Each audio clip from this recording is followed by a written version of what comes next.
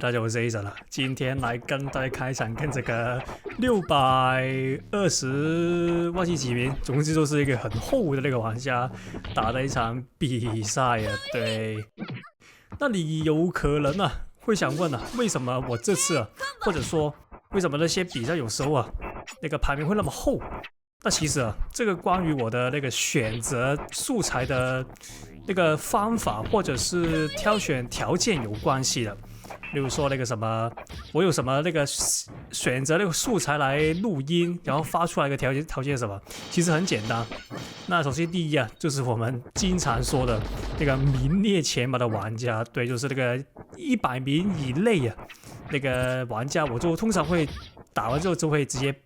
登上去那个我的频道里面，要录个音，这样，这个是第一个选择条件。那第二个就是那些有一些很特别，用一些很特别英雄或者很特别打法的一个玩家，就是比如说这回合的话，他的那个用的英雄就是那个忍者。那忍者100等的话，其实就算很明显就算一个用很特别英雄的一个玩家，因为大家知道忍者这个角色已经在很久的那个版本以前才会经常见到。那现在这个版本其实已经很少见，那很明显这个就符合了我第二个条件，就是用一些很特别的英雄的玩家，通常我也会把它认上来，跟大家分享一下。毕竟那些比较非主流玩家其实也是很少在这个游戏里面，所以呢我们就要珍惜这种玩家。对，那你有可能会想问，为什么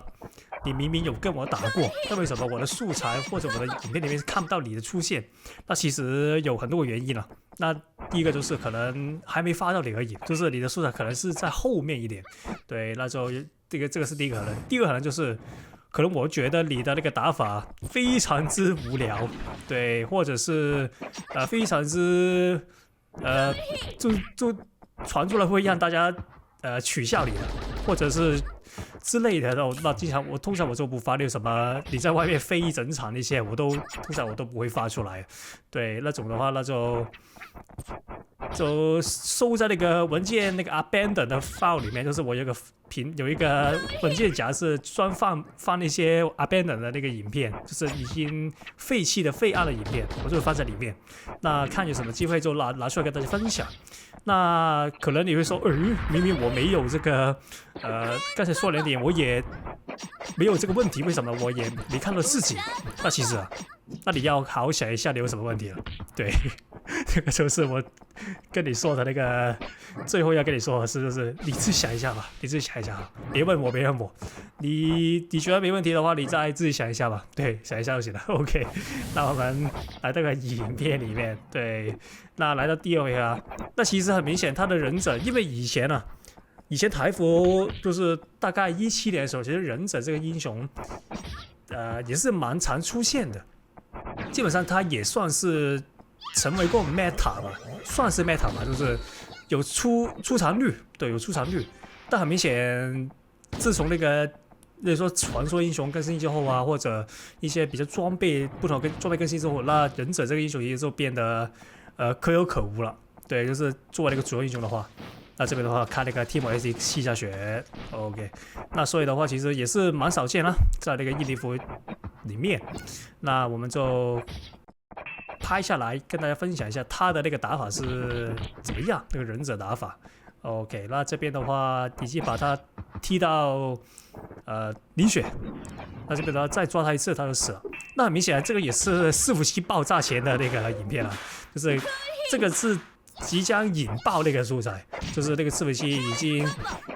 接近那个临界点了，快要爆起来了，所以两边的网络都很差。那但是我们这个也是能看的，因为我不想放弃任何一个打法很独特那个一点的玩家，对，就是我不想放弃任何一位这种比较稀有的那个打法的玩家。对，这边的话来到第3回合，那这边的话打下去，对他。国王他其实作为那个防御英雄，其实比较弱势一点。要我来说的话 ，OK， 这边抓得中敌 ，OK。通常有符尾的话，你可以尝试一下，尝试一下我刚才一样，用你的所有方法把它抓住，就是抓它跳起来一下。如果抓到的话，你就可以给它 combo。对，就给它打下去。那应该愤怒盔甲应该好了，再把它打在地下就可以直接开了。OK， 这边，哎呦，可以，这边重低封住，因为他在下面，基本上他是来不及反应了。那再给他黑马靠模，因为我其实黑马已经练过很多次了，就算那个网络很差的玩家，或者那个伺服器发生很大的问题的情况，我也是那个手感也是可以把对面连起来，就是一个长期锻炼那个后果或者那个成果，这个是不是个好事，那最后见仁见智了。对，因为有些，对我为了这个网络状态以练一个比较有点可悲的东西，但也可以，起码就多一个情况可以用到黑毛。对，这边做到，OK， 这边给他重视 SD， 然后射他，哎呦，这个气公司气 Master 的那个披风啊，那个已经很久没有看过。然后你可以发现，就是他这英雄也是100等，那很明显这个玩家就是一个很稀有的玩家，就是用一些英雄比较不常见的这边直接把它打下去，那就应该完蛋了。OK， 那就有一些地下鞋，